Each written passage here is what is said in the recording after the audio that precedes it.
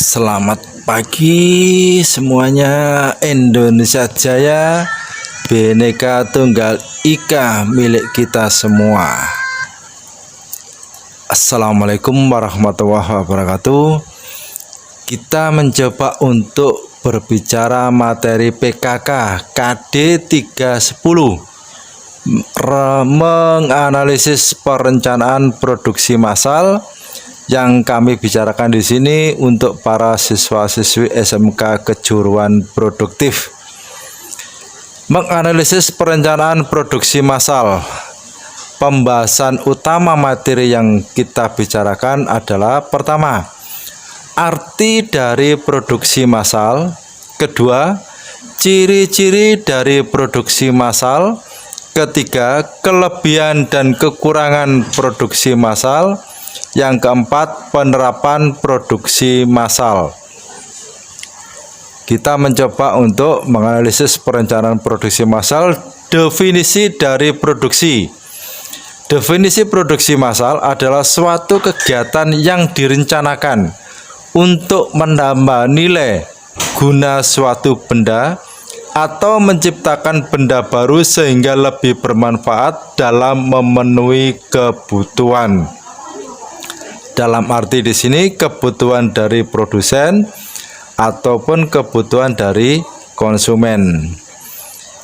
Jadi dengan kata lain bisa diartikan bahwa kegiatan dari produksi massal adalah suatu kegiatan yang memproduksi barang tertentu yang sudah ditentukan dalam hal standar spesifikasinya, sehingga bisa memproduksi dalam jumlah besar, tentunya dengan melalui serangkaian kegiatan operasi yang sama dengan produk sebelumnya yang sudah melalui berbagai rangkaian percobaan. Kemudian dengan arti lain bisa juga dikatakan bahwa produksi massal adalah kemampuan untuk menyediakan produk yang dihasilkan oleh suatu perusahaan atau jenis usaha dalam skala massal, skala besar, yang didesain secara individual atau kelompok dan dikomunikasikan untuk dipertemukan dengan kebutuhan setiap pelanggan melalui serangkaian promosi.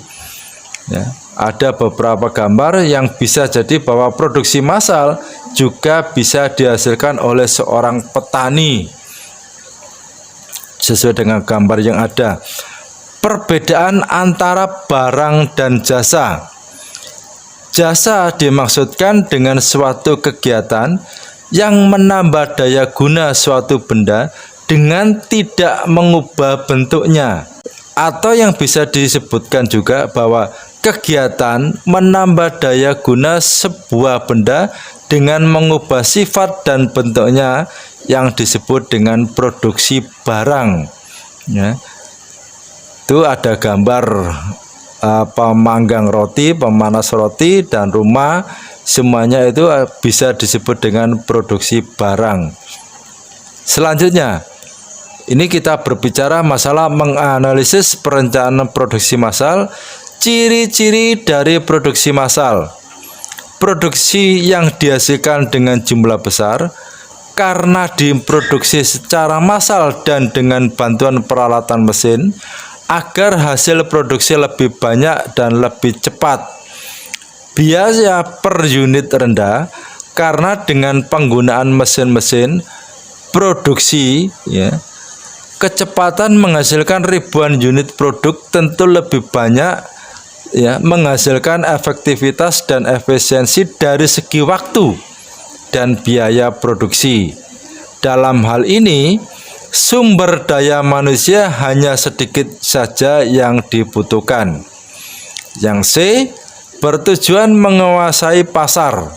Pada dasarnya, dalam produksi secara massal ini sangat ditentukan oleh mesin-mesin yang bekerja secara terus-menerus sehingga menghasilkan produk lebih banyak dan lebih cepat.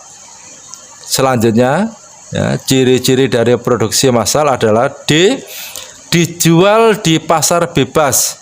Ini tergantung pada seberapa besar produksi itu dibuat untuk memenuhi kebutuhan pasar. Keterangan selanjutnya, hampir tidak ada variasi produk, karena kalau produk secara pabrikan sudah dibuat cetakan atau model terlebih dahulu untuk memastikan kualitas dan hasil produksi. Kita sekarang berbicara masalah keuntungan dan kerugian. Semua produk yang dihasilkan itu pasti ada keuntungan atau kekurangannya. Kita berbicara masalah keuntungan dari produksi massal. Akurasi atau otomatisasi sangat tinggi dengan peralatan mesin yang digunakan.